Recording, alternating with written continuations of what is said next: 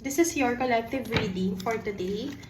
Okay, so if you have seen this message around November 14 to November 24, this is the sign for you. Okay, let me get your first card. Okay, so what is this? Oh wow, this is the Knight of Coins.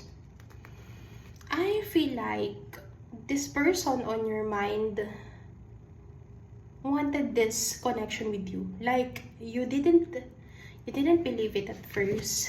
Di ka makapaniwala na sa'yo siya na-fall. Kahit siya,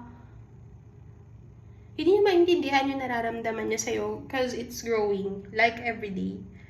It's growing, and the more na pinipigilan niya, mas lumalala. Or pwedeng ikaw to. Pero more of like, I'm seeing your person feels it. And the more na nagtatagal, yung connection nyo, mas talo niyang kinikip yung feelings niya, mas nagkakaroon ng meaning sa kanya. Lahat ng gestures mo, lahat ng ginagawa mo. Okay, let's confirm this card. Show me, spirits. We have the Four of Cups. Okay, I feel like the more na sinusuppress niya to, tinatago, nire-restrain, lumalalim. And you are there, parang naghihintay ka ng sign from the universe. You're manifesting this person. For some of you, you manifested this person. And now the universe is giving you what you deserve. Marami sa inyo nakaranas ng heartbreak na sobrang bigat. Marami sa inyo, yung grabe yung pinagdaanan, I just see here na hindi naging madali yung connection mo sa past relationship mo. That's why it's really hard for you to trust again. Yung parang meron kang doubt sa sarili mo na is this even worth fighting for?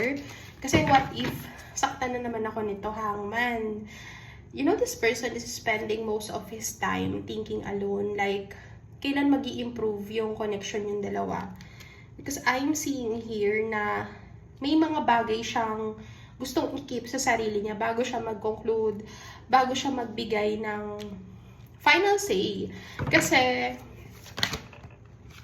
ayaw niyang masayang yung rapport niyong dalawa. Like, there is a Two of Swords. Na-feel niya kasi na dahil sa pag-distance niya, nagkaroon ng effect sa connection niyo yun at medyo nawalan ka ng gana sa kanya.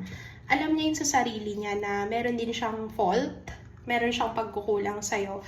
This is the Knight of Wands. Hindi mo alam kung gaano kalalim